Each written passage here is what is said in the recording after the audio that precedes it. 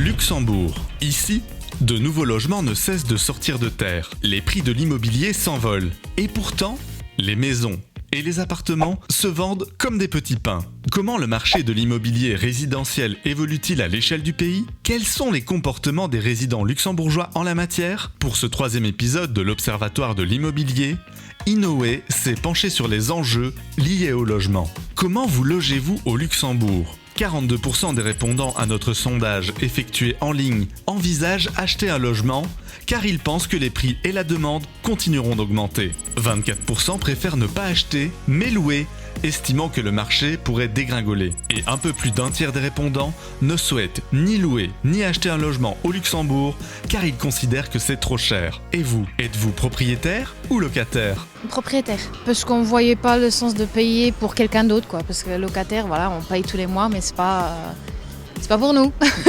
I'm rent in Luxembourg. I like it. I'm young. Honor. It's in Ettelbruck because Luxembourg is definitely too expensive. Le Luxembourg est aujourd'hui confronté à un décalage profond entre la demande et l'offre. Les résidents sont toujours plus nombreux et la construction de nouveaux logements peine à suivre.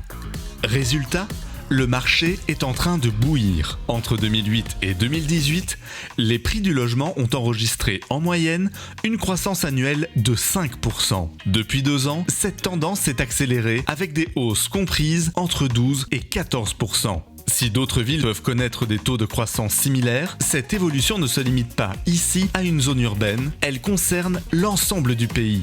Ce qui rend la situation du Luxembourg particulière. Malgré la croissance des prix du logement, le taux de propriété ne diminue pas. 72% des résidents luxembourgeois sont propriétaires, 24% des habitants sont locataires sur le marché privé, et 4% sont logés gratuitement chez des connaissances ou dans des logements à prix réduit. Il y a cette volonté de devenir propriétaire, quels que soient les sacrifices à faire. Cela fait partie du modèle luxembourgeois.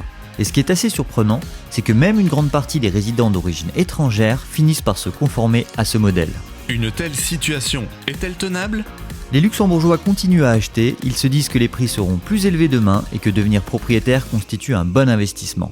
Pourtant, pour les ménages aux revenus plus faibles, l'accès à la propriété et même à la location se durcit.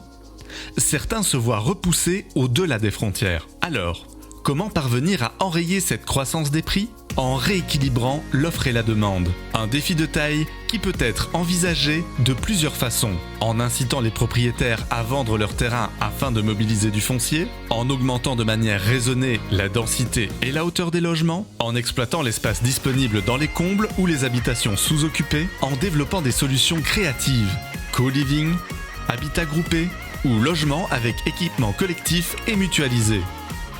Nul doute que le Luxembourg a la volonté et les moyens d'y parvenir.